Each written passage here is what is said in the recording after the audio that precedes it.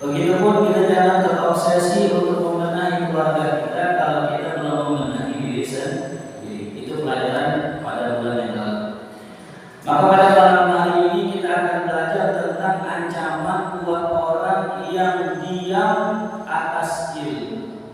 Maksudnya ini orang kagak mau dakwah, nggak mau ngajar, ditanya nggak mau jawab. Ini ada ancamannya. Kata Rasulullah SAW, wailun lil alim, celaka bagi orang alim. Kata wail kata ulama ada dua makna. Yang pertama maknanya celaka, yang kedua maknanya neraka wail. Jadi celaka buat orang alim. Kapan dia celaka? Idza sakata ala ilmihi, kalau dia itu diam dari ilmunya, maksudnya nggak mengajar. Makanya untuk mengukurkan kewajiban seorang guru hanya butuh satu majelis di samping kampungnya. Kalau misal kata kita di Masjid Darul Muslimin ini udah ada satu guru, udah yang lain nggak wajib ngajar sebenarnya. Jadi nggak harus dalam satu majelis atau satu masjid gurunya banyak, satu cukup. Bahkan kadang-kadang guru kalau banyak bisa jadi mudorot. Kapan jadi mudorot? Kalau tidak menjadi orang yang bijak. Karena yang namanya ilmu luas. Kayak kita baca kitab, misalnya babul miyahi, bab tentang air, itu bisa dibaca, bisa babal, bisa dibaca babil. Bahkan yang umum banget yang orang bilang innama yakhsyallaha min ibadihi ulama'u, itu udah umum ya. Yang namanya yang takut kepada Allah hanyalah ulama. Itu ada ulama bacanya innama yakhsyallahu min ibadihi ulama. Hal-hal yang kayak begini ini kalau kita nggak sikapkan dengan bijak, nah ini di sini masalah. Makanya kalau kita merujuk pada zaman sahabat, yang namanya ulama banyak, cuma mereka saking tawaduknya kalau ditanya mereka nggak menjawab. Tapi mereka menunjuk ulama yang lebih ahli atau lebih kuat. Makanya kalau ada orang datang ke rumah misalnya tanya, Ustaz, hukum ini apa? Kalau memang saya rasa saya bisa jawab dan mudah saya menjawab, saya jawab. Tapi kalau berkaitan masalah yang berat, contoh masalah cerai, ini biar kali jawabnya gampang, tapi tanggung jawabnya berat. Ustaz, saya punya istri begini-begini, kira-kira udah jatuh belum talaknya, saya udah ngomong saya begini-begini. Nah ini berat betul. Kalau secara ilmu mah mudah. Dalam mazhab Abu Hanifah bahkan dikatakan orang kalau cerai dalam kondisi marah tidak jatuh cerainya. Tapi dalam kondisi praktek di lapangan ini nggak bisa sesederhana itu. Makanya kalau ada masalah ya, ahsan kita tanya nama yang lebih kuat itu. Ya, bukan yang mudah lari ilmunya, bukan. Dalam artian yang tua banyak pengalamannya. Saya kalau ke dokter Pak paling senang dokter yang tua. Paling senang gitu. Kenapa? Dokter tua banyak pengalamannya. Saya datang nih ke klinik, ada kita bawa anak kita yang ngobatin dokter muda, udah dikatakan. Tapi pas kita datang ke dokter yang tua, umurnya 80 tahun, subhanallah, gitu. Alhamdulillah baik. Nah jadi begitu. Jadi kalau kita berguru kepada yang tua, itu kelebihan itu banyak pengalaman. Makanya kalau orang yang muda banyak ilmu, kenapa? Belajarnya masih semangat. Tapi kalau orang yang tua menang pengalaman. Ya, makanya kalau kita sebagai seorang ustaz, sebagai seorang guru masih muda kayak saya nih, itu udah masih punya urulan, dalam artian masih harus punya sandaran. Biar kalau ada apa bisa nanya sama yang tua. Karena yang tua itu lebih banyak pengalamannya. Nah, jadi kalau kita ya berada di satu masyarakat yang di situ banyak ulamanya, banyak ustadznya, pesan saya jangan diadu-adu ustadznya. Bagaimana cara ngadu ustadz? Gampang, nanya sama Ustadz, bagaimana hukum ini? Boleh. Nanya ke sini, Ustadz, kata Ustadz yang mana boleh? Oh nggak boleh tuh. Itu namanya ngadu tuh. Ngadu ustadz. nggak boleh. Makanya Imam Ghazali mengajarin kita dalam kitab Bidayatul Hidayah yang disyaratkan orang Filobudiyah, beliau jelaskan kalau kita nanya jangan nyebut nama yang jawab, jangan nyebut nama ulama. Makanya ulama fikih kalau kita perhatikan kita Fathul Qorib, kita Fathul Mu'in, kalau nyebutin qala ba'duhum berkata sebahagian ulama, itu kata ulama itu berarti ulamanya masih hidup. Qala ba'duhum nggak disebut nama kan? Berarti ulamanya masih hidup. Kenapa nggak disebutkan namanya? Agar jangan sampai ada kesalahan. Ya, mohon maaf. Saya ngajar nih misalnya, saya ngomong nih, kalau sholat misalnya sami Allah sedekah begini, bisa nggak suatu waktu nanti saya berubah? Bisa. Makanya ulama nggak boleh ditulis perkataannya dan dipastikan itu perkataan beliau kecuali setelah udah mati. Ini ulama ngomong, ada ulama melenceng misalnya, dibilang ini terakhir saya dengar ada salah seorang dokter lah ya, yang namanya wali nikah itu siapa aja, termasuk ayah tiri bisa jadi wali nikah. Bener apa salah? Ya namanya wali mah ayah kandung masa ayah tiri. Dalilnya apa Pak Dokter? Dalilnya ya ba'dukum auliya ba'din. Sebahagian dari kalian adalah wali buat sebahagiannya. Quran apa hadis? Quran. Quran itu benar salah? Benar. Yang salah penafsiran. Tapi pendapat beliau itu yang saya tadi sebutkan nggak boleh kita sebut berkata Dokter Fulan begini nggak boleh kecuali kalau sudah meninggal. Kenapa? Kalau dia masih hidup bisa jadi dia tobat dirubah perkataannya. Makanya ada ulama kalau nyebutin ulama-ulama yang sesat yang hidup di zamannya dia nggak sebutin siapa namanya, barangkali sebelum meninggal atau kan banyak ulama-ulama yang tobat. Termasuk Al-Imam Syekh Zamakhsyari, salah satu pengarang tafsir yang terbuka, tafsir Al-Kasyaf namanya. Ada kita punya teman anaknya Ustaz Syarifuddin itu namanya Ahmad Zamakhsyari. Itu Zamakhsyari itu adalah tokoh Mu'tazilah. Kaum yang menganggap bahwasanya manusia itu bergantung dari usahanya. Kaum yang menganggap bahwasanya Al-Quran itu makhluk. Kalau kita kan Al-Quran kalau mau bukan makhluk. Tapi apa hadirin? Ini kata ulama di dalam kitab yang sama, dalam kitab Fawaidul Muqarrab diceritakan pas Imam Zamakhsyari nikah, kebetulan hadirin kesemsemnya namanya orang Ahlus Sunnah wal Jamaah. Ini orang Mu'tazilah, kesemsemnya namanya orang Ahlus Sunnah. Akhirnya pas malam pertama mereka pengen gimana? Kata bininya nih, ame lakinya yang Mu'tazilah Imam Zamakhsyari, wahai suamiku, malam ini aku mau dilayani 100 kali. Kata lakinya, lu gila 100 kali. Emang bisa 100? Lah, bukankah engkau pernah mengatakan dalam ajaranmu bahwasanya setiap makhluk bisa menciptakan perbuatannya sendiri? Jadi kalau kata orang Mu'tazilah, saya mau sholat itu karena saya mau sedekah itu karena saya, bukan kekuatan Allah. Saya bisa menciptakan perbuatan sendiri. Nah sekarang saya minta Anda, wahai suamiku, ayo kita berhubungan 100 kali malam ini. Kata lagi, nggak bisa. Lah katanya itu bisa menciptakan perbuatan. Aneh doba, aneh baru sadar ternyata yang manusia kekuatannya dari Allah. La haula wala quwata. Makanya hadirin kita kalau bisa bikin anak jangan sombong. Itu bukan karya kita, itu bukan kebisaan kita, itu bukan karena kekuatan kita, bukan hadirin.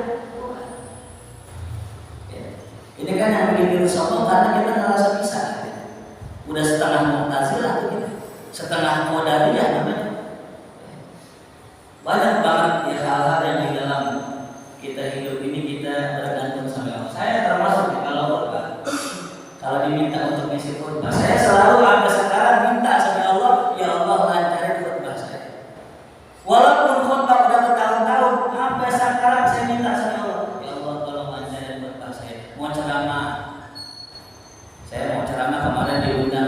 sama salah seorang orang dulu yang mengisi ceramah di sekolahan wawasan Nusantara sudah pasar minggu. Mungkin sebagian jemaah tahu Pak Bukhari orang RT 2 mantunya imam. Ini kan kepala sekolah, SMP. Jangan menceramah depan orang tua udah biasa, anak muda biasa, anak SMP hadirin. Kita kalau ceramah depan orang tua menyimak, nah anak SMP ngobrol aja. Sebelum ceramah, saya merasa nggak mampu ya Allah, saya nggak bisa ceramah depan anak SMP.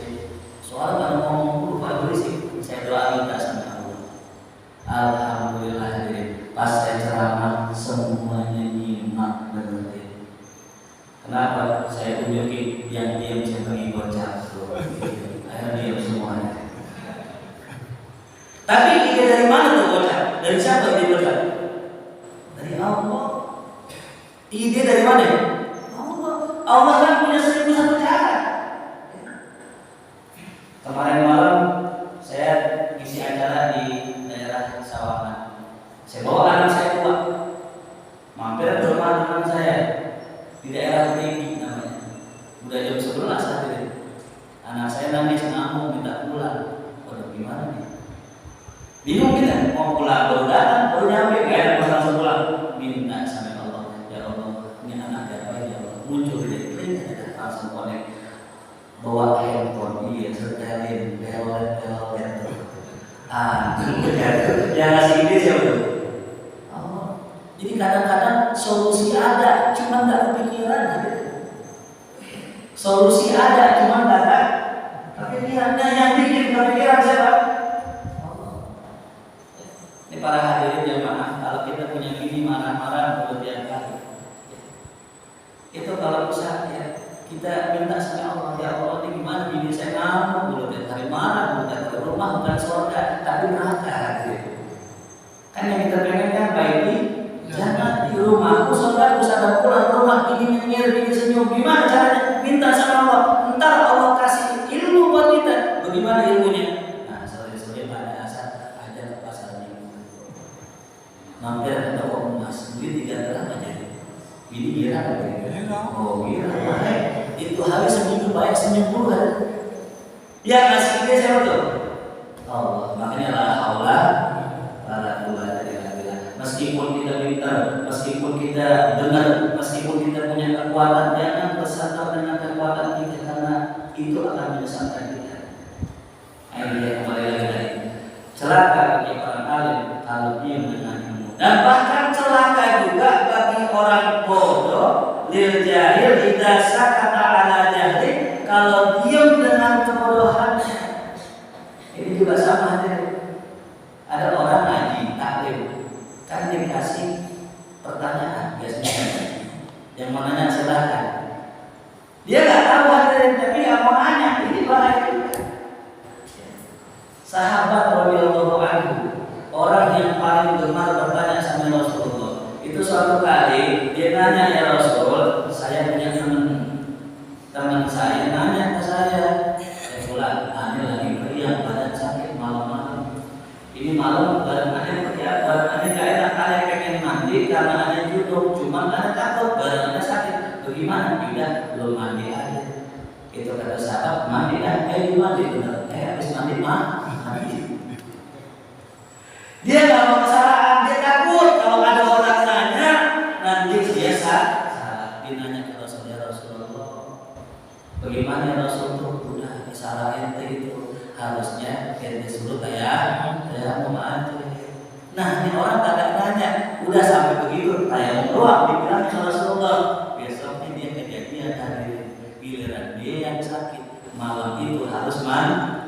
Bingung kata Rasul, kayak cuma bingung kayaknya gimana. Akhirnya diinisiatif gak pakai nanya, langsung dibuka baju karena dipikir ini mandi peluk seluruh tubuh. Akhirnya diguling di pasir seluruh tubuhnya. Selesai rapi, besoknya nanya, ya Rasulullah, kemarin saya lupa nanya antum, itu cara tayamumnya gimana? Soalnya saya guling-guling di atas pasir. Rasulullah ketawa. Kata Rasul, cukup kalau Rasul minta sampai Jadi nanya hadirin. Ini banyak banget kita kadang ngaji mau nanya Alasannya apa? Ya mungkin bisa jadi ntar kalau gue nanya diremehin sama orang gitu aja lu tanya gitu kan gitu. Insya Allah kalau sini nggak ada ya, tahu semua ya. Ada sebagian temen begitu, dia mau nanya sama teman-temannya malu nggak enak. Ada lagi yang nanya rajin nanya buat nembak orang. Mau nanya nih, Ustaz saya mau tanya hukumnya mancing galang-galang apa ya? Padahal semua orang udah tahu hadir. Dia tanya Ustaz biar itu. Nah, biar enak jangan hadirin ya, jangan. Ya. Ini kita lagi ngomong dakwah. Kalau lagi ngomongnya dakwah, jangan dikit-dikit orang disalahin terganggu. Pelan-pelan kita arahin. Ada salah satu kiai, dia suka ngobatin orang. Suatu hari kedatangan pelacur. Ini pelacur nanya, Mbah Yai, saya mau minta amanat dong biar kerjaan saya laku. Emang kerjaannya apa? Iya, wanita malam Kiai. Ini kan pertentangan tapi Kiai kamu jangan dipaham. Ya udah nih, kamu baca surat Al-Waqiah setiap selesai sholat. Dibaca sama dia. Karena dia habis sholat baca Quran, akhirnya hatinya lembut hadirin. Lama-lama karena hatinya lembut, dia menolak untuk menjadi wanita malam berhenti. Ya. Jadi kalau ada orang mau ngaji pakai celana pendek, kasih nggak? Kasih nggak apa-apa, biarin dulu aja. Dulu pernah saya waktu di PSI, saya ngajar di PSI. Ada teman saya kuliah nggak pakai jilbab, mau ikut ngaji bareng-bareng kita kalau mau ikut. Ustaz tadi nggak saya duduk, tapi nggak pakai jilbab, nggak pakai saya. Duduk dari besok pakai tudungan, belum pakai tudungan ya. Besok pakai mukena. Sebulan lebih dia udah mulai istiqomah pakai jilbab tuh. Kita jangan meremehin, takut nanti kita bisa jadi orang yang kita remehin nanti lebih baik daripada kita. Kemudian dalam hadis yang lain, siapa orang ditanya tentang ilmu kemudian dia menyembunyikannya, maka Allah akan pecut dia dengan pecut dari api neraka. Nah, ada ulama memberikan tafsir rincian. Kalau ada yang nanya, pertanyaan itu terbagi dua. Yang pertama, pertanyaan yang sifatnya wajib dijawab. Yang kedua, pertanyaan yang sifatnya tidak wajib. Kalau ada orang nanya misalnya gitu, Ustaz saya mau nanya kalau masuk Islam gimana caranya? Ini wajib. Bahkan jangan sampai kita menunda ada orang yang masuk Islam. Jangan pakai nungguin kiai, jangan pakai nungguin habib, apalagi nungguin maulid darul muslimin. Udah lewat kemarin tuh. Nunggu apa? Ntar maulid bulan Desember. Jangan pakai nungguin maulid. Kan kadang-kadang gitu ya. Udah, kalau ada orang mau masuk Islam, langsung Islamkan, bisa itu juga. Kenapa? Karena kalau dia itu nggak mau Islam, dia nggak Islamkan, nggak ditalkinkan syahadat, kemudian dia mati dalam kondisi kafir. Yang nanggung dosanya yang tadi yang diminta. Makanya langsung syahadat itu namanya ini asyhadu alla ilaha illallah selesai. Besok malam Jumat keluar dari Islam. Atau malam Rabu bawa ke dalam muslimin. Jadi yang penting syahadat dulu sama kita. Ada lagi pertanyaan yang wajib, orang nanya perkara masalah yang sedang dia hadapi, itu wajib. Ustaz saya mau tanya, saya bulu, kemudian yang begini, saya ragu batal nggak nih? Nah jawab wajib jawab, karena pertanyaannya wajib. Tapi kalau pertanyaan yang wajib jawab, contohnya misalnya, Ustaz kapan kiamat? Nah ini pertanyaan nggak wajib dijawab. Kan sekarang takutnya Palestina udah pengen menang nih misalnya nih. Ntar bagaimana kita? Ini nggak wajib. Kenapa? Perkara goib. Apalagi nanya-nanya sesuatu yang bakal jadi mudarat, hadirin ini nggak boleh. Kalau kita lagi sekolah dulu biasanya tuh yang nanya-nanya orang-orang yang rajin. Kan dikasih PR yang dulu kan. Ini kerjain PR. Ada yang nanya, Ustaz, ini diterjemahin apa enggak? Yang tadinya nggak diterjemahin jadi apa tuh? Diterjemahin. Nih 1, 2 apa 3 Ustaz? 3 tuh. Yang begini bahaya. Yang tadinya nggak wajib jadi wajib. Ada orang begini nanya sama Habib Ali minta, Habib, Ani mau nanya kalau makan bareng anjing hukumnya apa?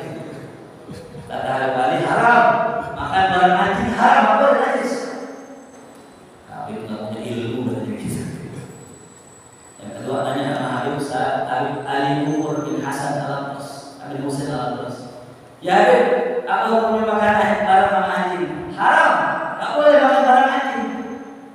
Habib nggak punya ilmu, diremehin lagi. Yang ketiga nanya Habib Salim, ini pelajarannya. Habib, bagaimana hukumnya makan barang anjing? Kata Habib Salim, boleh. Gitu. Boleh baru. Habib boleh pinternya Habib nanti ilmunya luas, nggak gampang nyalahin. Habib kali dengar tuh omongannya Habib Salim dan ditanya, Habib Salim, kok ente bolehin tuh? Itu orang makan barang anjing. Apa kata Habib Salim? Ya Habib, antum aja alim alamah jawab lagi dengerin sama dia. Apalagi aneh yang jawab. Aneh bilang boleh karena anjing boleh makan barang anjing. Pelajarannya apa tadi? Kalau ada orang nanya tentang sesuatu yang dia udah tahu hukumnya, nggak perlu kita jawab. Nggak perlu apa? Dijawab. Kalau dijawab pun dibercandain boleh. Sebagaimana ada apa? Ya bisa. Nah kadang-kadang orang begitu udah tahu hukumnya pakai nanya.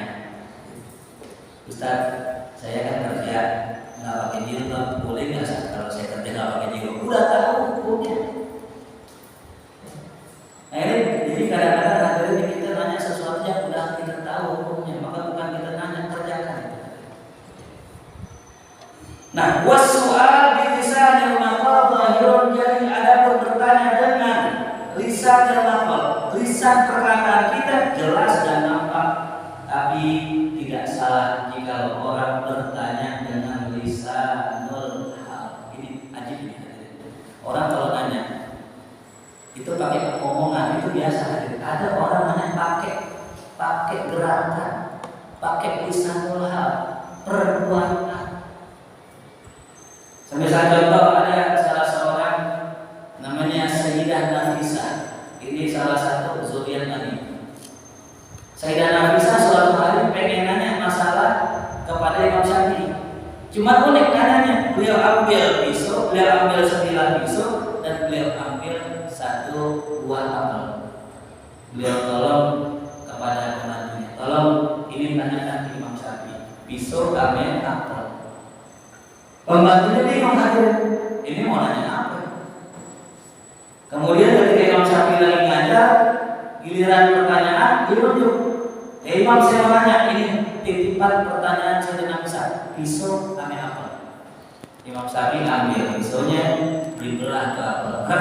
Nih, kasih ke saya dengan bisa. Pembantunya bingung juga. Apa maksudnya? Pertanyaan yang tidak jelas, jawabannya agak tidak jelas.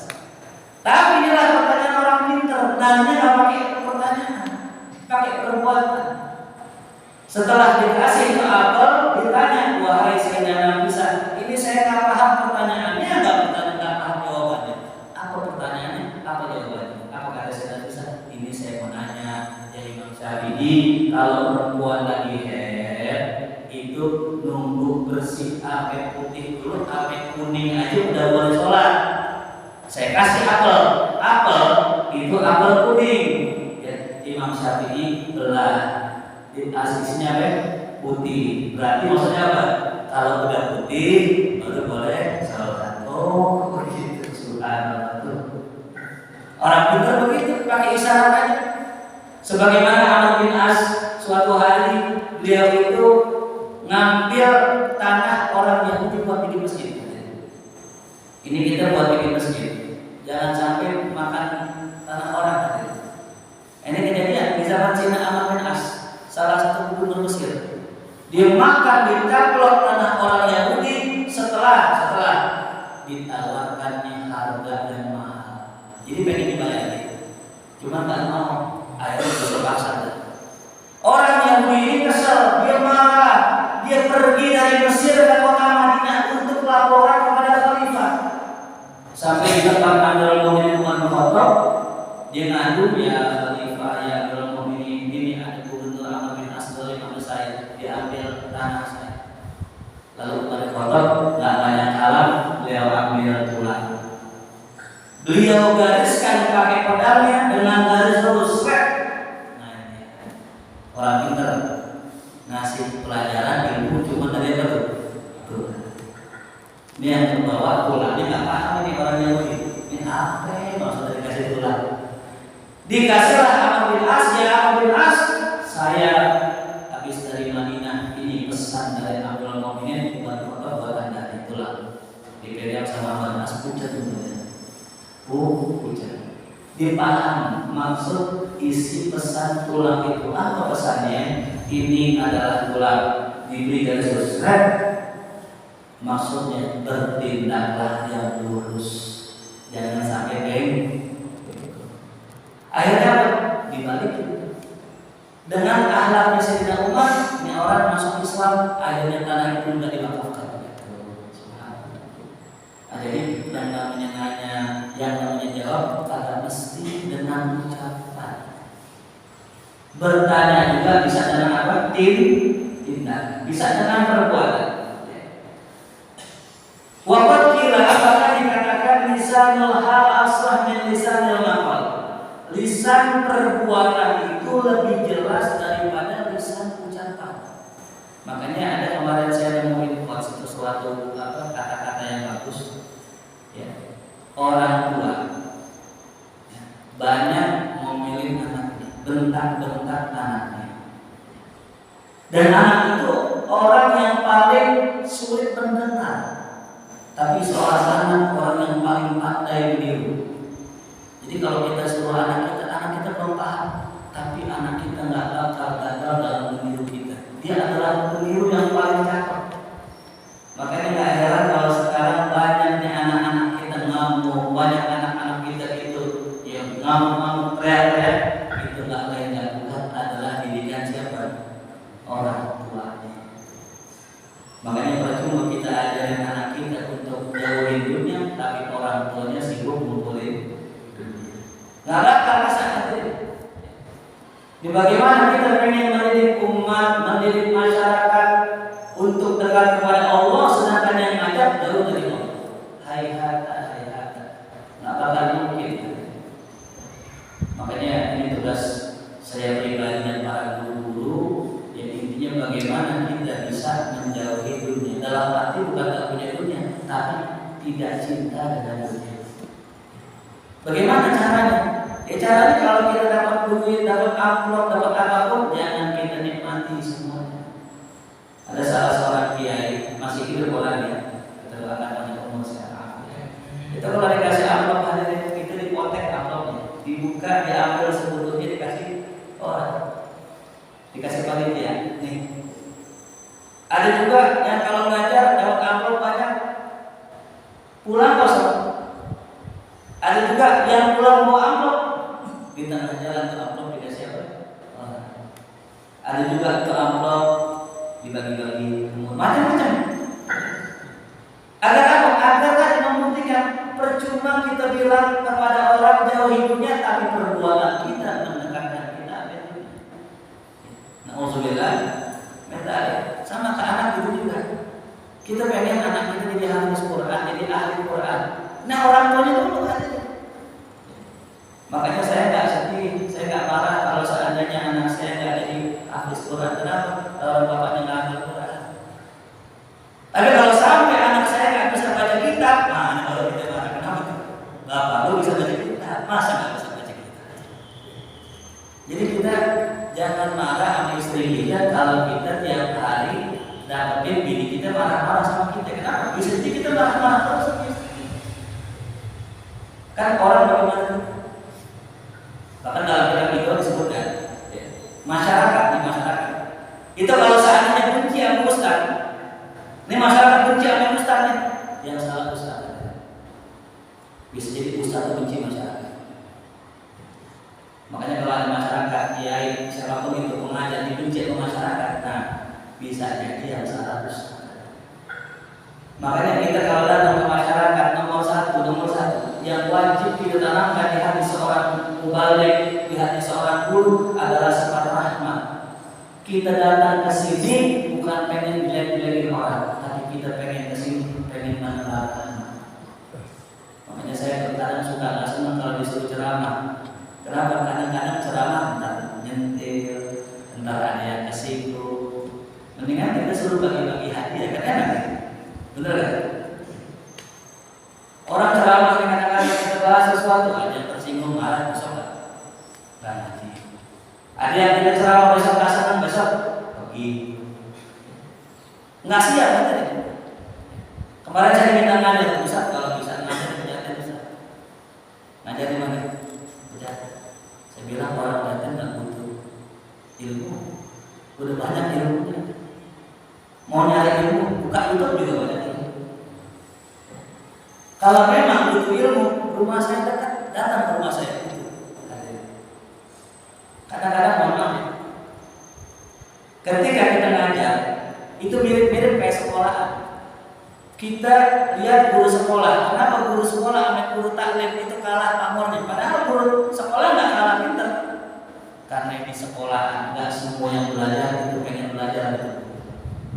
Makanya nggak sedikit anak-anak yang di sekolahan dulunya nggak berkah karena nggak cinta, nggak hormat pada itu. Sama di masyarakat juga. Ketika ada seorang guru ngajar, bisa jadi di antara sepersekian orang ada yang memang nggak senang sama tuh guru. Makanya kalau kita pengen barokah punya ilmu, nah ini nomor satu. Sebagai jamaah kita husnudzon dengan guru, sebagai guru kita rahmat kepada jamaah. Baru masuk ke itu. Ya, jadi lisan al-hali afsah min lisan al-hali. Maka ada yang unik ya. Almarhum al-Mahfud Laki adalah meneruskan. Ini guru kita bersama guru saya pribadi. Itu kalau saya bertemu beliau, dulu awal-awal banyak nanya dulu. Ya ini apa ya. Lama-lama saya kurangin bertanya. Saya nanya dalam hati ya. Itu yang mungkin ketika saya nanya dalam hati, itu dijawab semua pertanyaan. Ini dibahas. Bahkan saya ngobrol di rumah, ngobrol sesuatu sampai sana obrolan yang tadi dilanjutin. Itu hadir. Jadi ada kalanya kalau kita berguru dengan guru yang spesial, itu nggak perlu nanya, kita diam. Apalagi melakukan omongan ini bahaya. Nah makanya kalau kata guru saya, orang kalau datang bertamu ke orang alim jadi akan duduknya yang benar. Jangan sampai tidur hadir. Bertamu tidur hadir kan cakep ya.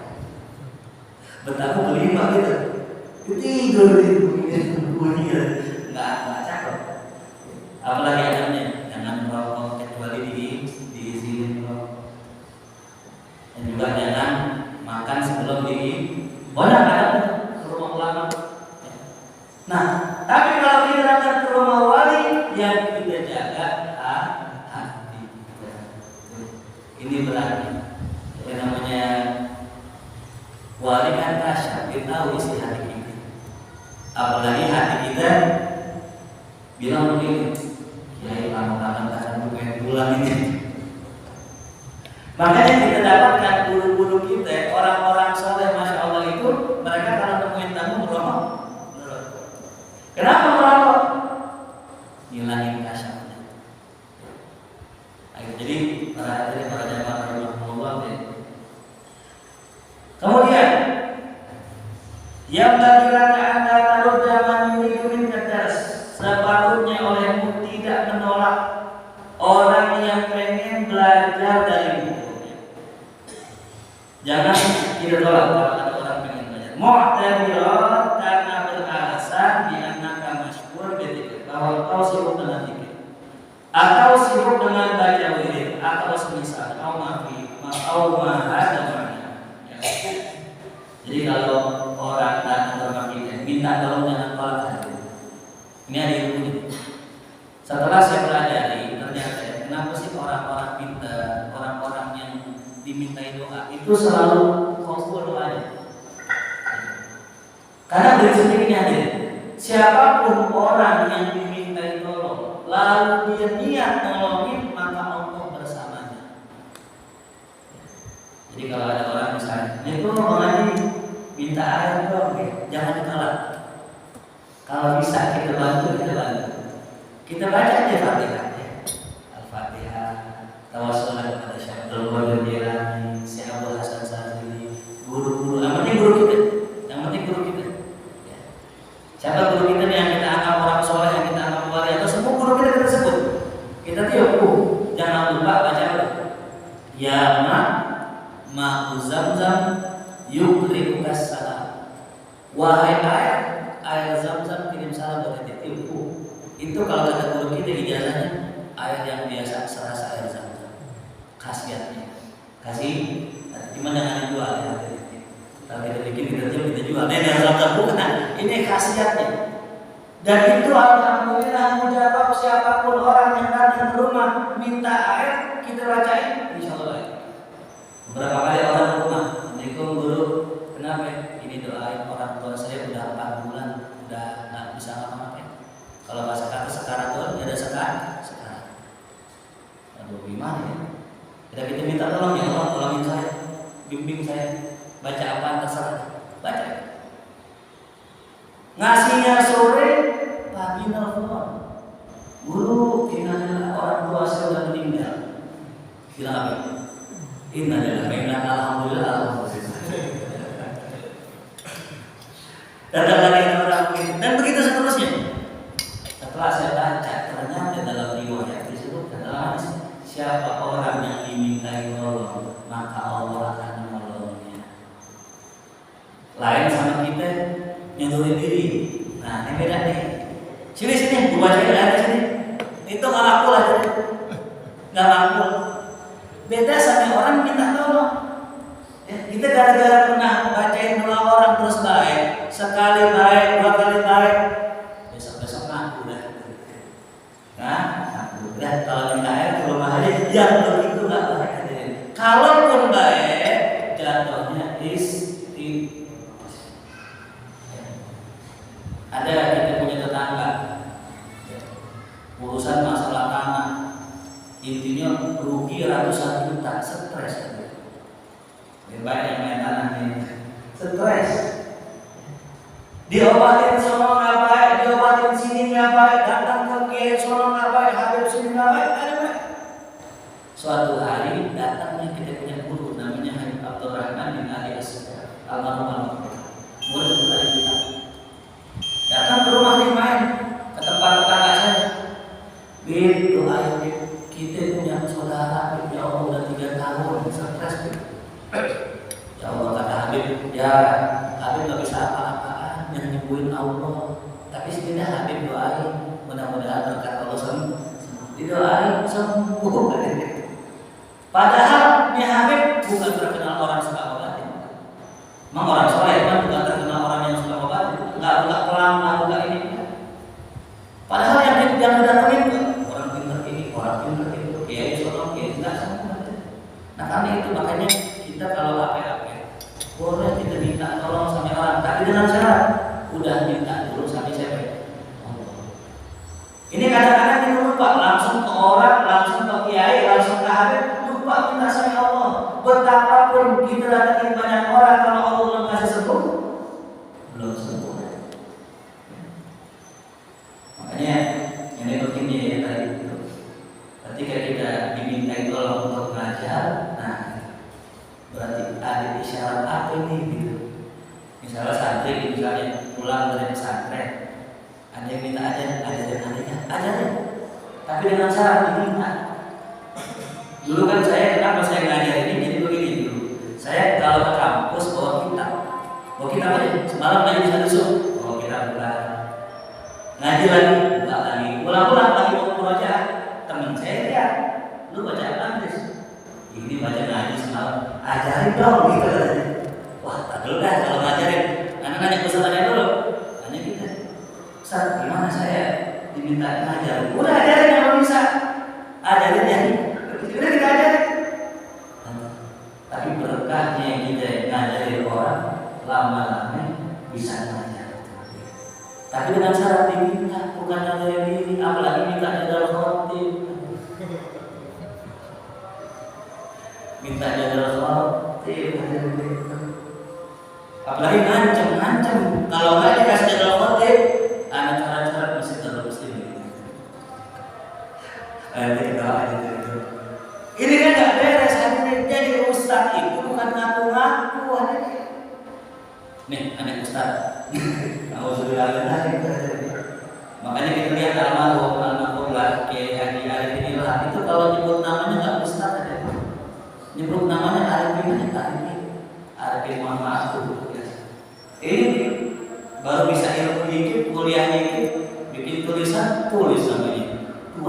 bulan.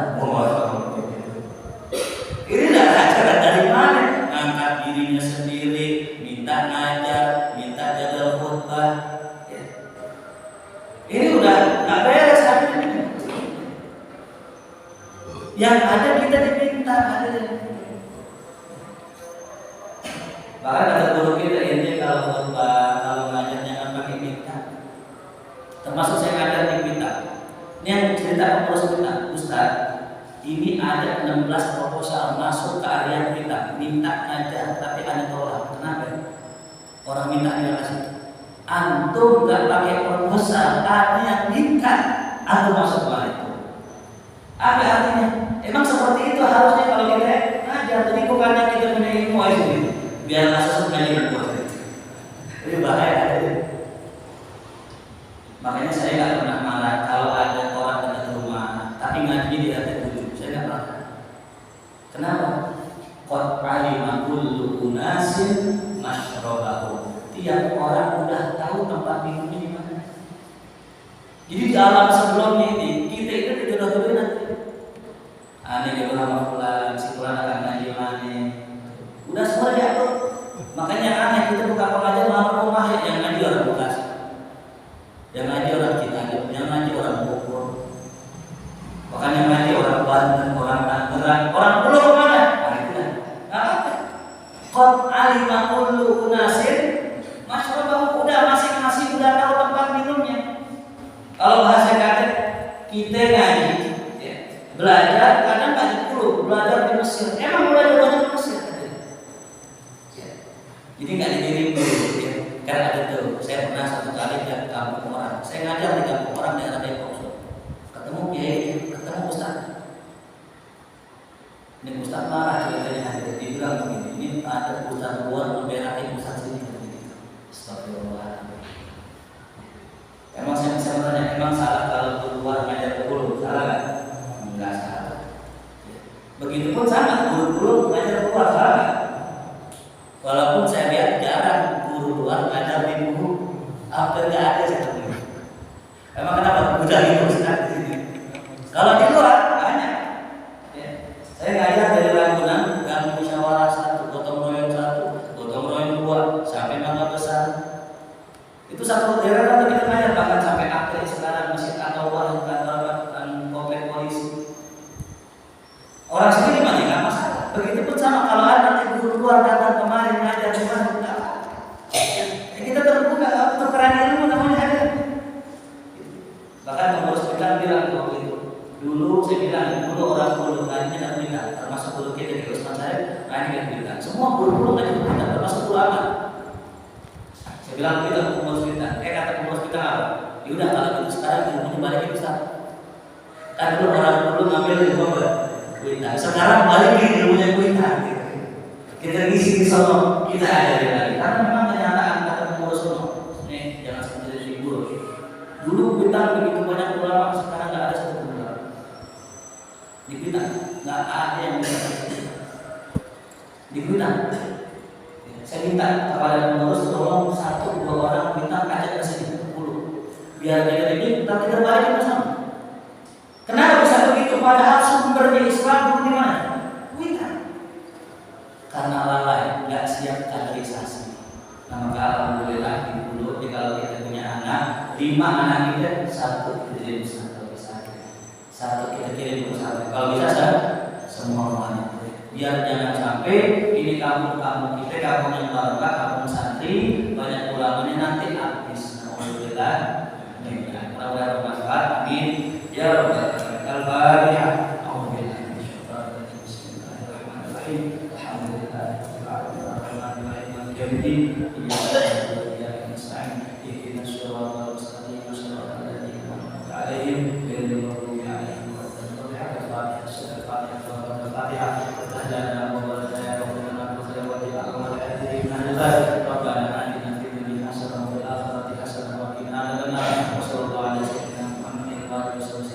Alhamdulillahirabbil alamin ya Rasulullah.